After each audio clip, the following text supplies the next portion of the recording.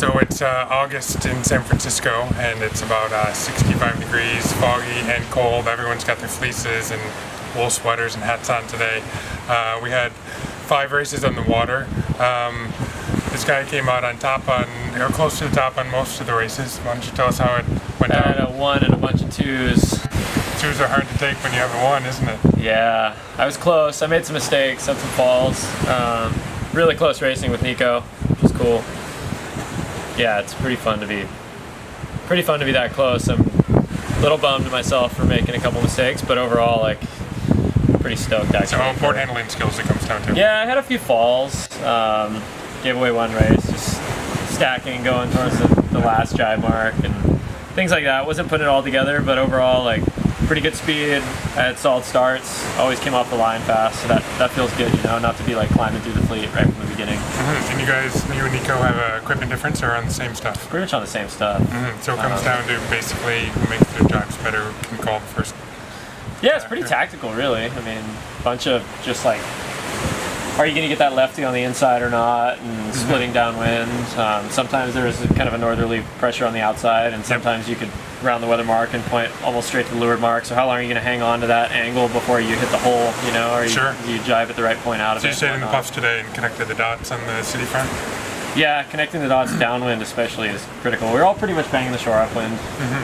And you came back a few times. You never went out to the flood tide. I didn't really go out. I rounded the inside gate every time. Most of us were. But as it was ebbing later and the breeze was going right, it actually might have been good. Nobody split up. Sure. So who knows? Sure. And this is part of the Kite Foil Gold Cup, which is a tour of 4 events. And this is the 3rd official or 2nd official? Second. There was La Ventana and then this. And next up is Mauritius. And you think we'll see the same crowd there? I don't know. I'm going. Cool. That's all that counts, right? Yeah, I'm excited. You and the French contingent? I would imagine there will be a lot of French guys there. Yeah. Probably a few local guys. Yeah. I'm excited. That place looks amazing. So, speaking of local places, what do you think makes this place so special for foil racing in the community around it?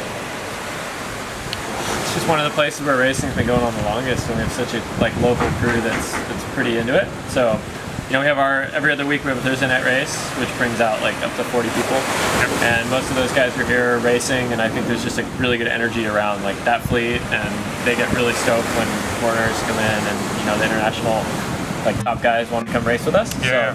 So overall, there's just a ton of energy here in general. Like, you can come down any night, and there's going to be 20 foilers on the water. Oh, I know. I show up as much as I can. Yeah. So who's winning the Thursday night series going into the last month?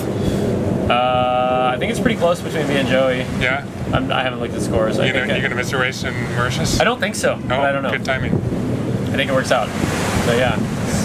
And next question, kiteboarding in the Olympics. Do you think there's a separation between what the foil Gold Cup is doing and the Olympic path, or do you think there absolutely converge? is. I mean, they're not going to want it to be development. They'll pick one design, something that'll be 4 years behind in 4 years, and that's what it seemed to happen with RSX. I'm hoping not to see the same mistakes that kiting made and windsurfing made, but it'd be cool if they can figure out a way to have something that still progresses and doesn't get totally left behind, so that the top guys are actually doing it. But we'll see how that pans out. I don't know. So other classes have worked. The 505, for instance, is an open class. 5 is not an Olympic class. But it's an open class. It's an open class, and that's what we aspire to have as a foil class, I believe. So 505 is, I think, a pretty good role model for the kite foil class. I think so, yeah. I think 5.0s, Moss are great examples. They've adapted pretty well. And speaking of the 5.0s, our local member, our kite crew, and St. Francis member Mike Martin just won the 505 World. Killer. And just crew.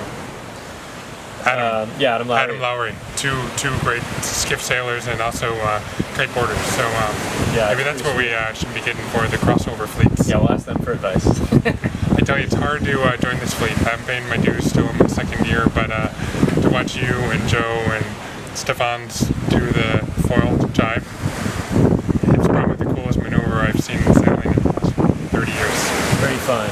So it's all footwork, you think? I mean, it's a combo, but yeah, coming in fast and trusting that speed helps you through the jives is pretty important, you know? So you can like totally have your line slack and know that you have like 3 more seconds of energy basically to continue that jibe and get the kite around.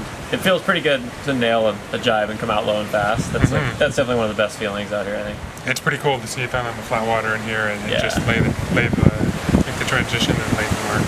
Yeah. Yeah. Cool. Thanks, Johnny. Thank you guys.